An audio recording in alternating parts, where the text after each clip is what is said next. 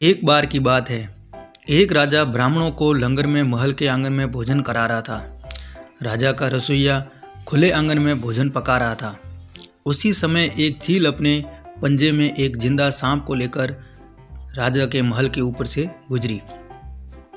तब पंजों में दबे सांप ने अपनी आत्मरक्षा के लिए चील से बचने के लिए अपने फन से जहर निकाला। तब रसोइया जो लंगर ब्राह्मणों के लिए पका रहा था, उस लंगर में सांप के मुख से निकली जहर की कुछ बूंदें खाने में गिर गई। किसी को कुछ पता नहीं चला और फलस्वरूप वह ब्राह्मण जो भोजन करने आए थे, उन सब ने भी वह जहरीला खाना खा लिया और खाना खाते ही उनकी मौत हो गई। अब जब राजा को सारे ब्राह्मण की मृत्यु का पता चला तो उसे ब्रह्म हत्या होने से उसे बहुत दुख हुआ। ऐसे में अब ऊपर बैठे यमराज के लिए भी यह फैसला लेना मुश्किल हो गया कि इस पाप कर्म का फल किसके खाते में जाएगा।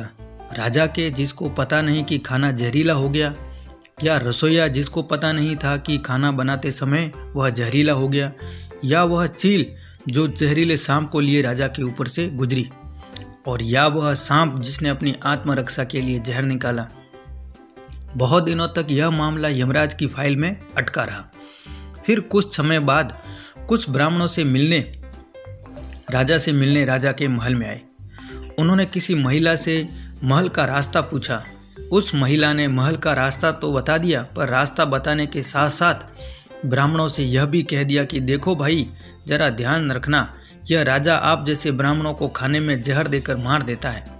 बस जैसे ही उस महिला के मुख से यह शब्द निकले, उसी समय यमराज ने फैसला ले लिया, उन सब मृत ब्राह्मणों की मृत्यु के पाप का फल इस महिला के खाते में जाएगा। उसे उस पाप का फल भुगतना होगा।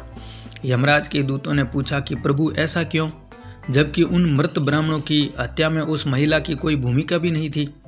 तब यमराज ने कहा कि देखो भाई, जब कोई व्यक्ति पाप करता है तो उसे बड़ा आनंद मिलता है, पर उस मृत ब्राह्मणों की हत्या से ना तो राजा को आनंद मिला, और ना ही उस रसोइये को आनंद मिला, और ना ही उस सांप को आनंद मिला, और ना ही उस चील को आनंद मिला है।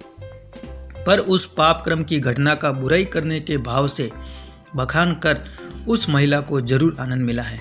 इसलिए राजा के उस अनजान पाप कर्म का फल अब उस महिला के खाते में जाएगा।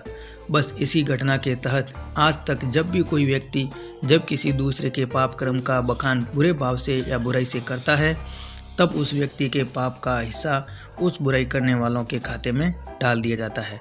अक्सर हम जीवन में सोचते हैं कि हमने जीवन में ऐसा कोई पाप कर्म नहीं किया, फिर भी हमारे जीवन में इतना कष्ट क्यों आया।